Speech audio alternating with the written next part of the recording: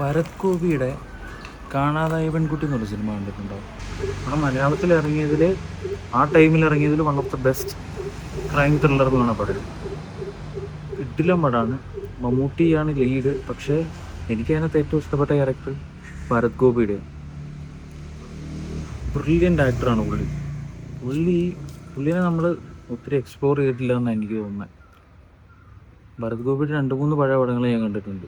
വള്ളം പവിത്രൻ, ഇത് കാണാതായ പെൺകുട്ടി, അങ്ങനെ കുറേ പടങ്ങൾ ഞാൻ കണ്ടിട്ടുണ്ട്. അപ്പം നമ്മൾ ശരിക്കും പറഞ്ഞാൽ പുള്ളിനെ അധികം എക്സ്പ്ലോർ ചെയ്തിട്ടില്ല. ഡയറക്ടറിൻ്റെ പേര് ഞാൻ ഓർക്കണില്ല. എനിക്ക് പെട്ടെന്ന് ഈ കാണാതായ പെൺകുട്ടി എന്ന് പറയുമ്പം ഓർമ്മ വരുന്ന KG ജോർജിനെ. പക്ഷെ പുള്ളിയല്ല ഇത് ചെയ്തേക്കുന്നത്, വേറൊരാളാണ്. അപ്പോൾ നിങ്ങളിത് കണ്ടിട്ടില്ലെങ്കിൽ ഒരു one of A kind experience ആയിരിക്കും ഈ സിനിമ കണ്ടു കഴിഞ്ഞാൽ. അത്രയ്ക്ക് വലിയ സസ്പെൻസ് എന്നൊന്നും ഞാൻ പറയുന്നില്ല, പക്ഷെ കിടിലൻ പടമാണ്. അപ്പോൾ നിങ്ങൾ കണ്ടിട്ടില്ലെങ്കിൽ ഉറപ്പായിട്ടും ഒന്ന് കണ്ടു നോക്കണം. കാണാതായ പെൺകുട്ടി യൂട്യൂബിൽ കിടക്കും.